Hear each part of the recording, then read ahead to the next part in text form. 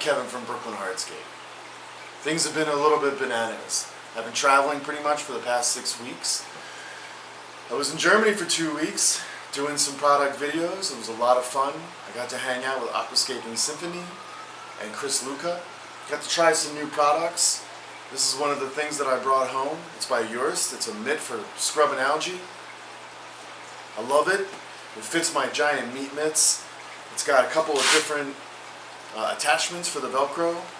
Super effective. We're going to use it on this tank behind me because this tank is a mess. While I was gone, a couple of bad things happened. Air conditioning broke. Things got really hot in here. Algae loves heat. On top of that, we had a leak from upstairs. Wiped out my SIPS tank, wiped out a bunch of my show tanks, and killed all of my grow out tanks. I don't know what was coming down, but whatever it was absolutely nasty. This upcoming weekend, I'll be at Rachel O'Leary's, which is Miss Jinx. She's a great source for nanofish. Her Instagram is fantastic. She likes to feature on carnivorous plants. If you're not following her on YouTube, Instagram, and Facebook, then you're missing out. Because everything was so intense while I was gone, I have a lot of work to do here in the studio. Especially being after my event with Rachel, I have a nano aquascaping class. I have Ricky Chawa and I are doing an Awasi Bio Orb together. Stay tuned for that information. And I have a bunch of different events coming. Aquatic Experience is coming up, Aquashella. But first things first, we got to get this tank, which is one of my favorites in the studio, back in the ship shape. It is covered in algae, it's overgrown, a bunch of fish died. I can't even tell you my frustration. Even though I'm sitting in here, it is exceptionally warm. It's probably in the lower 80s, upper 70s. All I'm going to be doing for the next couple of weeks is cleaning, working, and preparing for all the various events. Before I even get started, I want to remind you to like this video and give me a follow on Instagram or here. Email me with any questions. I love answering questions. If I don't know the answer, I'll always send you to somebody who does. So let's get started on fixing this tank and getting it up into shape so that when people come to visit, they don't look at me and think that I'm not very good at my job.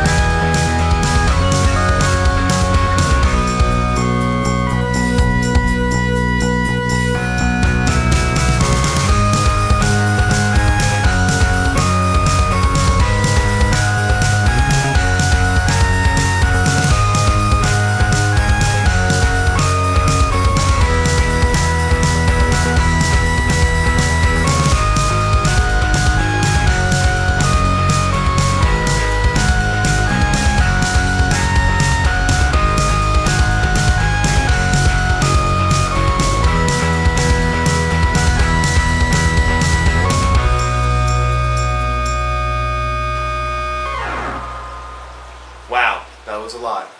A couple of hours later, and I still don't feel like I'm finished with the maintenance. Let's talk about what I did do. I cleaned the glass of all the algae. I found that there was a whole bunch of pockets of an algae that I haven't quite identified yet. I've just not been paying attention. I've just been pulling it out. It looks like there's still a whole bunch left that I can pull out and look at later. But honestly, after a couple of hours of trimming, doing a water change, and getting some other things done around the shop, I'm a little tired. I need to go home. It's 10 o'clock at night. Dinner's waiting for me. But really quickly, we'll talk about some of the problems. Because of the heat, plants constricting flow, the pilomoss has just become an algae magnet. I see at least 2 different kinds of algae. I'm going to go in, I'm going to trim the pilomoss, identify the algae and start to treat it. The algae that's there, I'll hit it with some peroxide, let it die off. And we'll see after the course of like another week if it comes back. Then there's something wrong with the tank. Right now I'm just feeling that my algae bloom is because this tank has gone 6 weeks without any kind of maintenance. Let's talk about trimming the plants. So I designed this tank to be a one-on-one perspective. That means real time. It's not forced perspective. I'm not trying to create the illusion of depth. What I'm really trying to do is just make this look like I had taken a chunk of nature, plopped it in the tank, and let it grow out. But we do use a little bit of depth. I made sure that I have larger leaf plants in front, just selectively, slightly, and then the smaller leaf plants in the back. To create a little bit more of the idea of depth, if you notice I have very similar shaped leaves all throughout the skate moving towards the back. This just gives it a slight look of something that's a little bit deeper than it is. When I do trim the plants, I don't trim for how they'll look tomorrow. I trim for how they'll look in about 2 weeks. So we'll take a picture of this, I'll post it on Instagram, and then once it grows out a little bit more, before I do the next change, about 2 weeks, I'll post it again on Instagram and you can see the difference. As far as maintenance goes, when I am around and I am doing my weekly maintenance, this is a very easy tank to grow out. Plants in the back grow fast, plants in the front not so much. I do love this tank. It is still one of my favorites even though it's probably the simplest tank in the studio. If you're in the New York area, shoot me an email at info@brooklynhardscape.com and come by the studio. We have monthly lessons on aquascaping, we have guest visits, and as I said in the beginning, I'll be doing an install at Rachel O'Leary's, and Ricky Chalo will be coming a couple of weeks later to do a bio-orb here in the studio.